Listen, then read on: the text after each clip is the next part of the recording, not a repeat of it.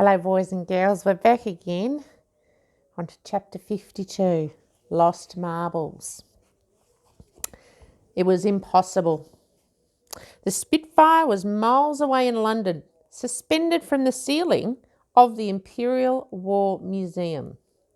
She was an antique and hadn't flown for years. Who knew if she still could? The boy had to think fast. If he was to head off this and stop his grandfather from getting to the Spitfire. Wing Commander. Yes, Squadron Leader. Let me just get Air Chief Marshal on the blower. As Grandpa looked on, the boy opened the door of the red telephone box that stood outside the police station. Of course, Jack had no idea of the number of the Air Chief Marshal. Instead, he tricked his grandfather by calling the speaking clock. It was an easy number to remember, just 1, 2, 3. With the door ajar for Grandpa's benefit, he proceeded to have an imaginary conversation with the head of the RAF in 1940. Good morning, Air Chief Marshal. It's Squadron Leader Bunting. Yes, it's very late or very early, depending on how you look at it. The boy had never been in a school play, but now was having to act as convincingly as he could. On the other end of the line, the recorded voice spoke in Jack's ear. At the third stroke, it will be 2 o'clock precisely, followed by beep, beep, beep. Standing outside, Grandpa was mightily impressed that this young pilot knew their superior so well that they could share a joke together. I'm with Wing Commander Bunting. Yes, sir, that's right. Your bravest pilot. The old man was overcome with pride. Some wonderful news, Air Chief Marshal, continued Jack. The Wing Commander has escaped from Colditz Castle. Yes, of course it was an incredibly daring escape. He helped every last soldier, sailor, airwoman and airman out of that darn place. What's that, sir? You say the Wing Commander needs to rest and recuperate? Take some well-earned leave? Suddenly, Grandpa's expression changed. This he did not like one bit. And that's an order, sir. Don't you worry. Air Chief Marshal, I can tell him myself, said Jack down the phone to the speaking clock. So you're saying that Wing Commander should do a spot of gardening, read a book, bake the odd cake? Grandpa was not a man who could live out his days just baking cakes. Oh, poor Grandad. Good grief. There's a war on. I need to get back to my Spitfire at once. It's my duty. Let me speak to the Air Chief Marshal. With that, Grandpa snatched the handset from his grandson. Sir, it's Wing Commander Bunting here. On the third stroke, the time will be 2:01 and 40 seconds, came the voice on the other end of the line. What's that, Air Chief Marshal? Yes, I know the time. You don't have to keep telling me the time, sir. Sir! The old man was mightily confused and replaced the receiver before returning to Jack. Sorry to say, the Air Chief Marshal has completely lost his marbles. The man just kept on telling me the blasted time. Oh, let me call him again, pleaded Jack, a note of desperation in his voice. No. There's no time. We must go up and away. Excuse me, boys and girls.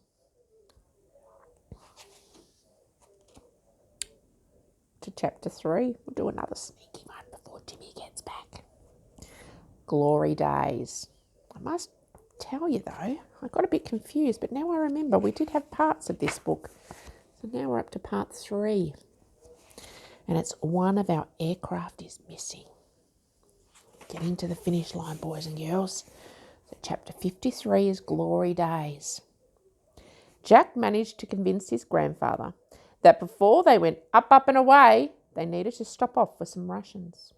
It was the early hours of the morning and Jack knew there would only be one shop open. What shop do you think it was, boys and girls? You're right. Raj's news agency. In truth, The boy hoped the newsagent might be able to talk some sense into the old man. Ding! It was still early, but Raj was stood behind his counter. He was sorting through a pile of newspapers for delivery, as he did every morning. "Mr. Bunting, you're back!" remarked the newsagent. He couldn't quite believe his eyes. After witnessing the old man being carted off to Twilight Towers by Miss Swine herself, he wasn't expecting to see Grandpa again any time soon.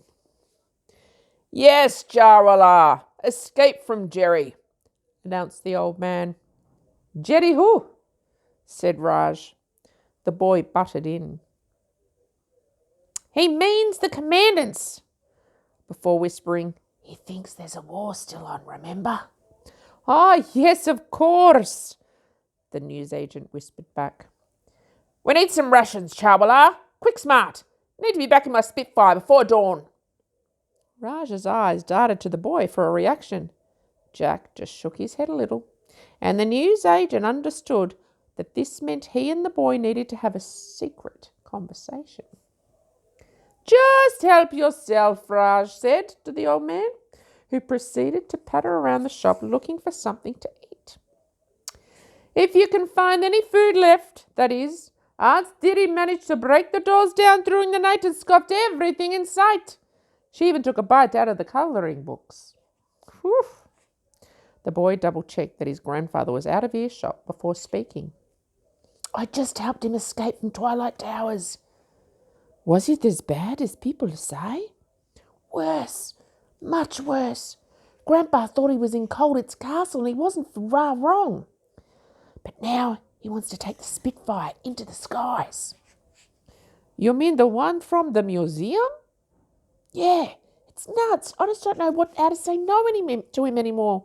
Raj, please, can you try and talk some sense into him?" Raj looked at him in thought for a moment. "Your grandfather, he was a very great war hero. Those were his glory days, you know." Yes, I know," agreed the boy. "But," as Grandpa was munching on half-eaten chocolate bar he'd found on the floor at the far side of the shop, Raj held his finger up. But, why does there always have to be a but? But, I see another one. Jack, your grandfather is a very old man. You know he's getting more and more confused all the time. This thing he has is eating away at his mind." A tear welled in the boy's eye as the newsagent said this. Raj put his arm around Jack's shoulders. "It's not fair," declared the boy as he sniffed back a tear. "Why did it happen to my grandpa?" Poor Jack. Raj could be wise if he wanted to. "Jack, the only thing that keeps him going is having you by his side." "Me?" asked the boy. He didn't understand. "Yes, you. Whenever he's with you, your grandfather is back in his glory days." "I suppose so." "I know so. Listen, I know it's nuts, but it's good to be a little nuts sometimes. But not let this old hero have his fight." Jack wiped away his tears with his sleeve. He looked up at Raj and he nodded. In truth, now the boy had a taste for adventure, he longed for more too. Jack had played at being a fighter pilot with his grandfather so many times. Every night he had gone to sleep dreaming of being one. Now the boy had a chance of making that dream come true. "Wing Commander," said the boy. "Yes, Squadron Leader," replied Grandpa, completely oblivious to the boy's little chat with Raj. "Let's take to the skies." "Oh, no." Whew. Are they going to be okay? What if the plane doesn't fly? What if, forbid, they crash?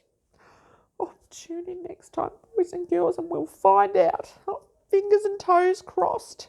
I think I need a cup of tea. Too much excitement for one day. Bye, boys and girls. See you next time.